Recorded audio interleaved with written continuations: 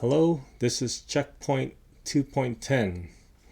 An airplane flies due north at an airspeed of 550 miles per hour, and the wind is blowing from the northwest at 50 miles per hour. What is the ground speed of the airplane?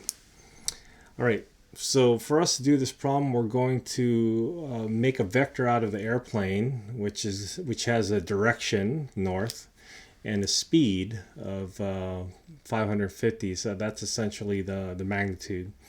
And the wind is blowing from the northwest. Another vector with a direction from the northwest and a speed of 50 miles per hour. That's the magnitude.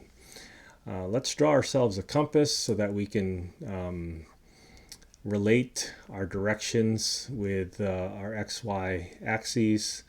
The north goes up and east goes to the right, west goes to the left, and south goes downward.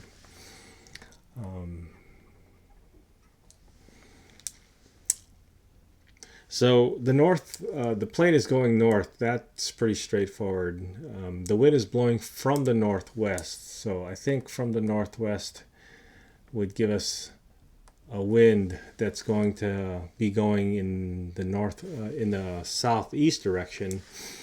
And since they didn't specify an angle from the north or from the west, then we're probably just going to assume that it's a 45-degree angle. All right, let's create our vectors for our plane. It's going north, so that's pretty straightforward. Let's call this P. And that vector is going to be given by no movement in the x direction and a 550 magnitude. So that's all going to be contributing to the y direction. All right, now the wind. The wind would be going this way, and it has a magnitude of 50. And if we look at it in terms of an angle from the positive x-axis, this looks like a 45 degree angle. And so we can just use sine and cosines again, and then scale it by 50. Again, sine and cosine gives us a unit vector, and then we just multiply it by the scalar. So our wind, W, is going to be given by the vector 50 times the cosine of 45 degrees. And let's go negative pi over 4. And then the y component is going to be 50 times the sine of negative pi over 4.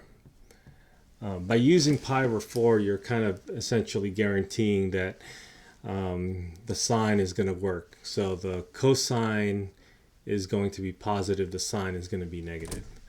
And I believe pi over 4 is going to give us root 2 over 2 for both the sine and the cosine.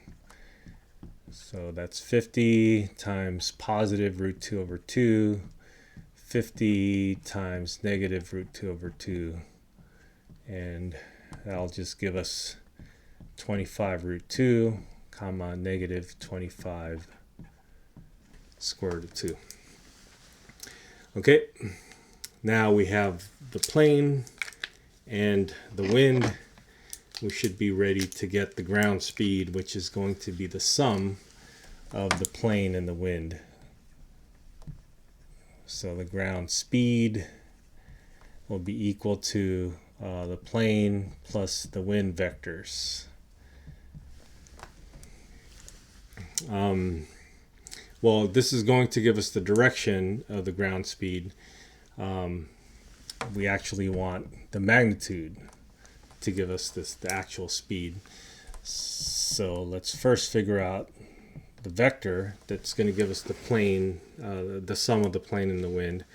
And that's going to be 0 plus 25 root 2, and then 550 minus 25 root 2. Okay. And finally, the magnitude will be the square root of 25 root 2 squared plus, and this whole thing, 550 minus 25 root 2 quantity squared.